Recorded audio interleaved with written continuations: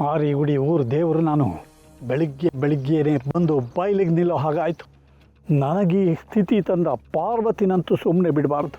ನೀರ್ಗಣ್ಣಿ ಊರು ಹಾಳು ಮಾಡಿದ್ಲು ಅನ್ನೋ ಹಾಗೆ ನಾನು ಹುಟ್ಟಿಸಿರೋ ಪಾರ್ವತಿ ನನ್ನ ಜೀವನಾನೇ ನಾಶ ಮಾಡೋದಕ್ಕೆ ಹೊರಟಿದ್ದಾಳೆ.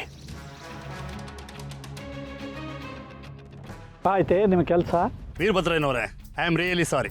ಕಂಪ್ಲೇಂಟ್ ಬಂದಿತ್ತು ಅನ್ನೋ ಕಾರಣಕ್ಕೆ ಅದು ಜೆನ್ಯೂನ್ ಆಗಿರುತ್ತೆ ಅನ್ಕೊಂಡು ನಾನೇ ಖುದ್ದಾಗಿ ಬಂದೆ. ಆದರೆ ಇಷ್ಟೊತ್ತು ಕಾದು ಹುಡುಕಿದ್ರು ಯಾರು ಈ ಕಡೆ ಬರಲೇ ಇಲ್ಲ. ನೀವು ಬಯಲು ಶೌಚ ಮುಕ್ತ ಪ್ರದೇಶ ಅಂತ ನೀವು ಘೋಷಣೆ ಮಾಡಿರೋದು ಸರಿ ಇದೆ. ಬಾತ್ರೂಮ್ ಇಲ್ಲ ಅಂದಿದ್ರೆ ಇಷ್ಟೊತ್ತಿಗೆಲ್ಲರೂ ಈ ಕಡೆ ಬರ್ತಾ ಇದ್ರು. Sorry for troubling you.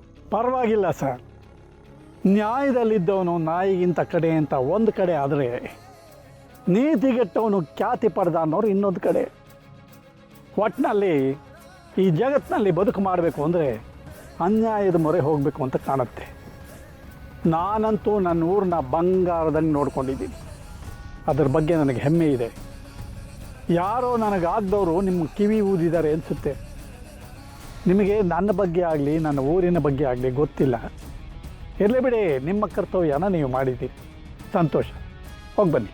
ಒಂದು ಸೆಕೆಂಡ್. ಸಾರಿ ವೀರಭದ್ರಯ್ಯನವರೇ, ಕಂಪ್ಲೇಂಟ್ ಮಾಡಿದ್ದು ನಿಮ್ಮ ಮಗಳು ಡಾಕ್ಟರ್ ಪಾರ್ವತಿ ಅವರು. ಅವ್ರು ಕಂಪ್ಲೇಂಟ್ ಕೊಟ್ಟರು ಅನ್ನೋ ಉದ್ದೇಶಕ್ಕೆ ನಾನು ಬಂದಿದ್ದು. ನಾನು ಹೊರಡ್ತೀನಿ. ನಮಸ್ಕಾರ. ದಣಿ, ಎಕ್ಸ್ಕ್ಯೂಸ್ ಮೀ, ನೀವು? ನಾನು ಇವ್ರ ಮಗ. ಇವ್ರು ನಮ್ಮ ತೀರ್ಥರೂಪ ತಂದೆಯವರು. ಇವರು ನಮ್ಮ ತಿಂಡಿ ತೀರ್ಥರೂಪ ಛತ್ರಿಯಣ್ಣನವರು. ಸರಿ, ಬರ್ತೀವಿ. ನನ್ನ ನೀನು ನಿನ್ನ ನಾನು ಕಾದುಕೊಂಡು ಕೂತುಕೊಂಡರೆ. ಹೋಯ್,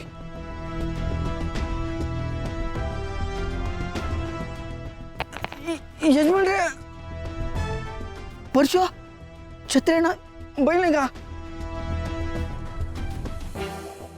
ಎಲ್ಲ ಸಾಂಗವಾಗಿ ಮುಗಿದಿತ್ತು.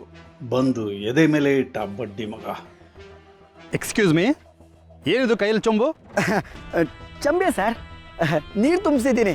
ಬೈಲಿಗೆ ಹೋಗ್ಬೇಕಂದ್ರೆ ಚಂಬ್ ಬೇಕಲ್ವಾ ಸರ್?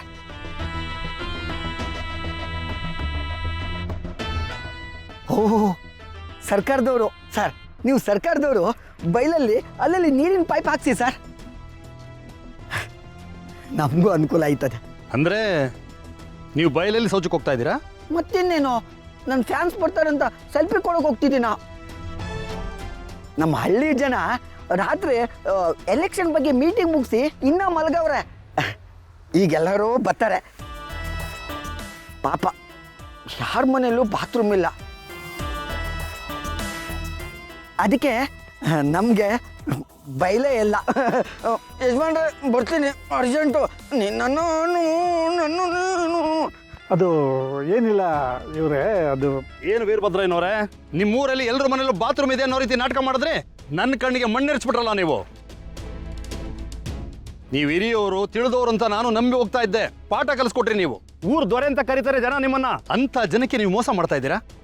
ನಾನು ಈಗಲೇ ಹೋಗಿ ಎಷ್ಟು ಜನಕ್ಕೆ ಎಷ್ಟು ವರ್ಷದಿಂದ ಅನ್ಯಾಯ ಮಾಡ್ತಾ ಇದ್ದೀರಾ ಅನ್ನೋದನ್ನ ಪತ್ತೆ ಮಾಡ್ತೀನಿ. ಗುಡ್ ಬಾಯ್. ನೋಡಿ. ಅಯ್ಯೋ ಸಾಹೇಬ್ರೆ,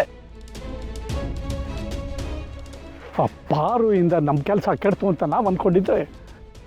ಆ ಶಿವ ಮನೆ ಆಡು ಆ ಗೋಡಂಬಿಯಿಂದ ನಮ್ಗೆ ಈ ಗತಿ ಬಂದೋಯ್ತಲ್ಲೋ. ಯಾವುದೇ ಕಾರಣಕ್ಕೂ ಇವತ್ತು ನಾವು ಬಿಡಬಾರ್ದು. ಹಿಡೀರಿ ಆ ಗೋಡಂಬಿ. ಸರಿಯಪ್ಪಯ್ಯ.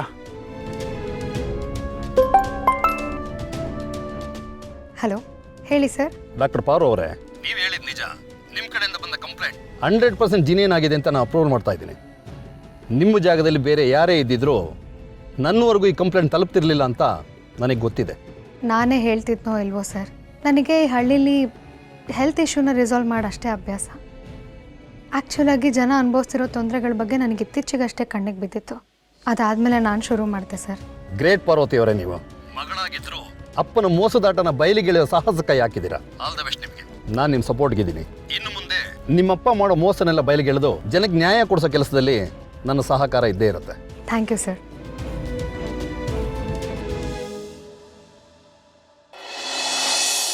ಅತ್ತೆ, ಈ ಸಲ ನನ್ನ ಜೊತೆ ಪ್ರಚಾರಕ್ಕೆ ಬರ್ತೀರಾ?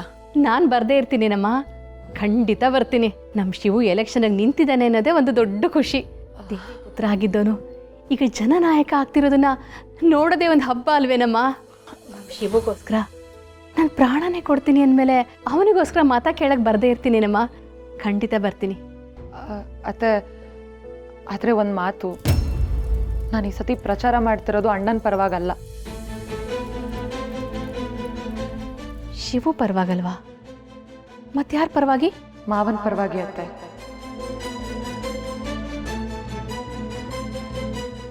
ರತ್ನ, ಏನು ಮಾತಾಡ್ತಿದ್ಯಾ ನೀನು? ನಿಮ್ಮ ಮಾವನ ಪರವಾಗಿ ಮತ ಕೇಳ್ತಿದ್ಯಾ? ನಿಮ್ಮ ಮಾವ ಒಬ್ಬ ರಾಕ್ಷಸ ಅನ್ನೋದನ್ನ ಮರ್ತು ಬಿಟ್ಯಾ? ಇಲ್ಲ ಅತ್ತೆ, ಅದ್ಯಾವ್ದು ನಾನು ಮರ್ತಿಲ್ಲ. ಮತ್ತೆ ಯಾಕೆ ನಿಂಗೆ ಈ ಬುದ್ಧಿ? ಅವ್ರಿಗೇನಾದ್ರೂ ಹೆದರ್ಕೊಂಡು ಅವ್ರಿಗೆ ಮತ ಕೇಳಕ್ಕೆ ಹೋಗ್ತಿದ್ಯಾ ನೀನು? ಭಯನಾ? ನಾನು ಶಿವಣ್ಣನ ತಂಗಿ ಅತ್ತೆ. ಭಯ ಅನ್ನೋದನ್ನ ಅಣ್ಣ ನಮಗೆ ಕಲಿಯೋದಕ್ಕೆ ಬಿಟ್ಟಿಲ್ಲ. ನನ್ನ ಜೀವನದಲ್ಲಿರೋದು ಒಂದೇ ಭಯ, ಎಲ್ಲ ಅಣ್ಣನ ಕಣ್ಣೀರಿಗೆ ನಾನು ಕಾರಣ ಆಗ್ತೀನೋ ಅಂತ. ಅದಕ್ಕೆ ಮಾವ ಏನೇ ಅನ್ಯಾಯ ಮಾಡಿದ್ರು ಅದನ್ನ ಸಹಿಸ್ಕೊಂಡು ಅವ್ರ ಮುಂದೆ ತಲೆ ಬಗ್ಸೋದಷ್ಟೆ. ಆದ್ರೆ ರತ್ನ, ನೀನೀಗ ಮಾಡಕ್ ಹೊರಟಿರೋದು ಇಡೀ ನಮ್ಮ ಹಳ್ಳಿ ಜನನ ಮುಳುಗ್ಸೋ ಅಂತ ಕೆಲಸ. ನೆನಪಿರ್ಲಿ. ಅರ್ಥ ಆಗಿಲ್ಲ ಅತ್ತೆ. ಇಷ್ಟು ವರ್ಷ ನಿನ್ನ ಮಾವ ಅನಿಸ್ಕೊಂಡಿರೋ ಆ ಮನುಷ್ಯ ಜನಗಳ ಕಣ್ಣಿಗೆ ಮಂಡೆರ್ಚಿ ಅಧ್ಯಕ್ಷ ಆಗ್ತಾನೆ ಬಂದಿದ್ದಾನೆ. ಈ ಸಲ ನಮ್ಮ ಹಳ್ಳಿಗೆ ಇನ್ನೊಬ್ಬ ನಾಯಕನ ಆಯ್ಕೆ ಮಾಡೋ ಅವಕಾಶ ಬಂದಿದೆ.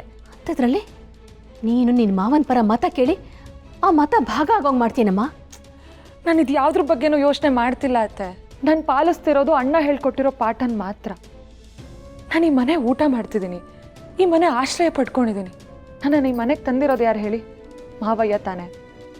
ಆ ಋಣ ತೀರ್ಸೋದಕ್ಕೋಸ್ಕರ ಅಷ್ಟೇ ಈ ವರ್ಷ ನಾನು ಮಾವಯ್ಯನ ಪರವಾಗಿ ಕ್ಯಾಂಪೇನ್ ಮಾಡ್ತಿರೋದು. ನಿಮ್ಗಿಷ್ಟ ಇಲ್ಲ ಅಂದರೆ ನಾನು ಒಬ್ಬಳೇ ಹೋಗಿ ಕ್ಯಾಂಪೇನ್ ಮಾಡ್ತೀನಿ.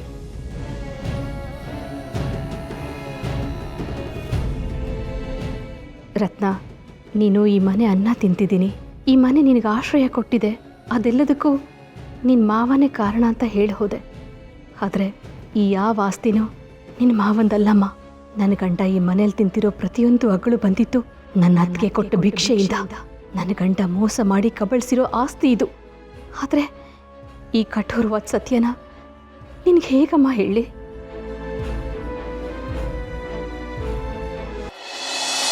ಬಾರೋ ರತ್ನ, ಏನೋ ಹೇಳ್ಬೇಕಂತೆ, ಬಾ ಲೌಡ್ ಸ್ಪೀಕರ್ಗೆ ಹಾಕ್ತೀನಿ. ಹೇಳು ರತ್ನ. ಅದು ನಾನು ಮಾವಯ್ಯನ ಮನೇಲಿದ್ದು ಈ ಎಲೆಕ್ಷನಲ್ಲಿ ಮಾವಯ್ಯಂಗೆ ಸಪೋರ್ಟ್ ಮಾಡಬೇಕೆ ಹೊರತು ನಿನಗಲ್ಲ ಅಂತ ಅನ್ನಿಸ್ತು. ಅದಕ್ಕೆ ಮಾವಯ್ಯನ ಪರವಾಗಿ ಪ್ರಚಾರ ಮಾಡಕ್ಕೆ ಹೋಗ್ತಿದ್ದೀನಿ. ನಿನ್ನ ತಂಗಿಯಾಗಿ ಎಲ್ಲಿ ನಿನಗೆ ಸಪೋರ್ಟ್ ಮಾಡ್ತಿಲ್ಲ ಅಂತ ನೀನು ಅದಕ್ಕೆ ಬೇಜಾರು ಮಾಡ್ಕೊಳ್ತಿರೋ ಅಂತ ಕಾಲ್ ಮಾಡಿದೆ ಅಷ್ಟೇ ಅಣ್ಣ. ರತ್ನ, ನೀನು ನಿಮ್ಮ ಅಣ್ಣಂಗೆ ಸಪೋರ್ಟ್ ಮಾಡಿದ್ದಿದ್ರು ನನಗೆ ಡೌಟ್ ಬರ್ತಿತ್ತು, ನೀನು ನಿಜವಾಗ್ಲೂ ಶಿವಣ್ಣನ ತಂಗಿನೇನಾ ಅಂತ. ಅಂದರೆ ನೀನು ಏನೂ ಕೇಳ್ದಲೆ ಮತ್ತೆ ಸಾಬೀತು ಮಾಡಿಬಿಟ್ಟೆ ಶಿವಣ್ಣನ ಸಂಸ್ಕಾರ ಏನು ಅಂತ.